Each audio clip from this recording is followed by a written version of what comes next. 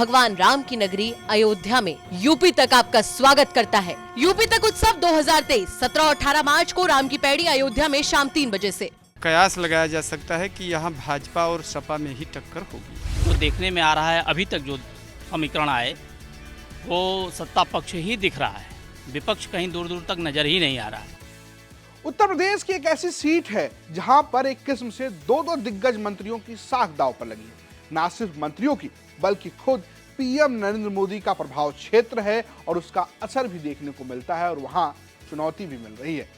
हम बात कर रहे हैं रक्षा मंत्री राजनाथ सिंह के गृह जनपद चंदौली का, जहां से मंत्री महेंद्र नाथ पांडे सांसद है और ये जो चंदौली है उसका जो जुड़ाव है वो सीधे है बनारस से, उसी बनारस से जहां से पीएम नरेंद्र मोदी सांसद है। दरअसल चंदौली कभी वाराणसी का हिस्सा हुआ करता था। 1993 में मायावती सरकार ने इसे एक अलग जिला बना दिया और अब वो एक लोकसभा सीट भी है जहां से बीजेपी लगातार 2 बार से जीत रही है।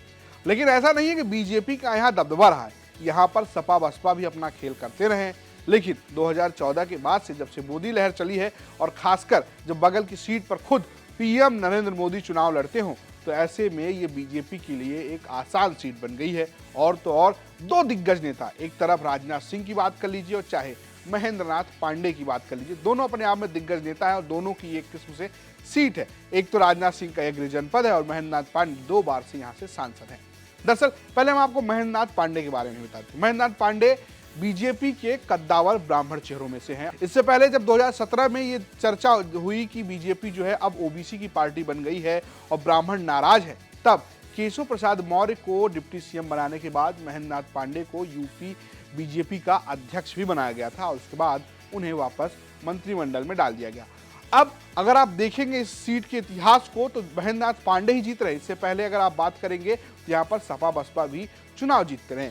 2019 में यहाँ से महेंद्र नाथ पांडे जीते, 2014 में महेंद्र नाथ पांडे जीते, लेकिन 2009 में यहाँ से सपा के रामकिशन चुनाव जीत चुके हैं। वहीं 2004 में बसपा के कैलाश नाथ यादव भी सीट से सांसद रह चुके हैं।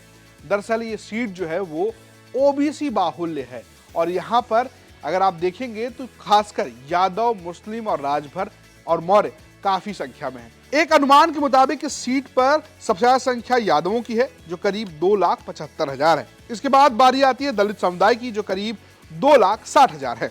वहीं मौर्य यानी कि कुशवाहा बिरादरी के लोग करीब 1,75,000 है। इसके अलावा इस सीट पर ब्राह्मण, राजपूत, मुस्लिम और राजभर तकरीबन 1 लाख के करीब हैं या उससे कुछ ज्यादा है।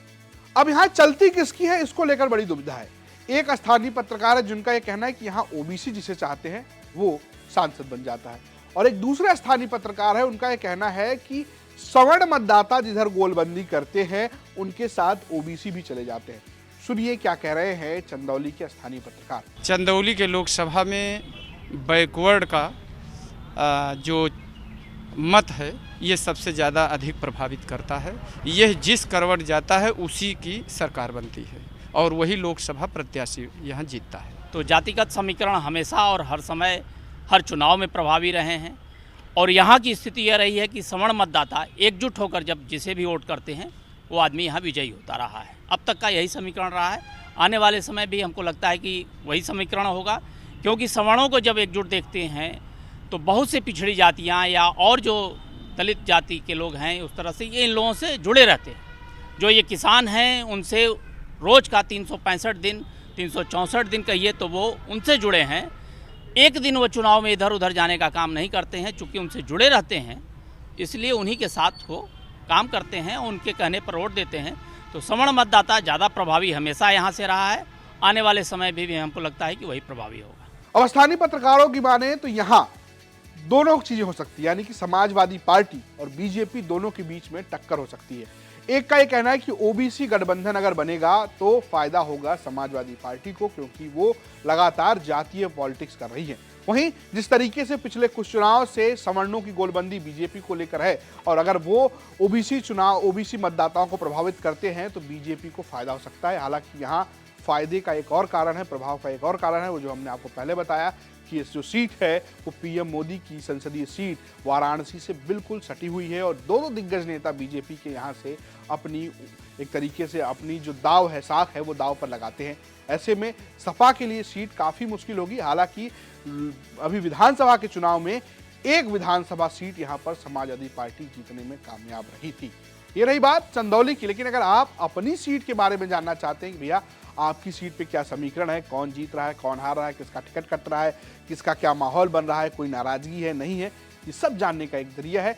वो जरिया है, आपको जाना होगा कौन जीतेगा यूपी लोकसभा इलेक्शन 2024 के प्लेलिस्ट में, जहां आपको अपनी सीट को खोजना है और देख लेना है। हम ना सिर्फ ये बता रहे हैं समीकरण, बल्कि साथ साथ ये भी समझा रहे हैं कि आपके इलाके की जनता क्या सोच रही है, यानी कि जनता क्या कह रही है, भैया इस बार किसका माहौल है, ये भी हम आपको यही इसी पते पर बता रहे हैं। और जरूरी जानकारी ये कि स्टोरी चंदौली से भेजी है हमारे सहयोगी उदय गुप्ता ने, प्रस्तुत किया है मैंने रजत ने, और कैमरे के पीछे है सिद्धार्थ। देखते रहिए यूपी तक। नमस्कार।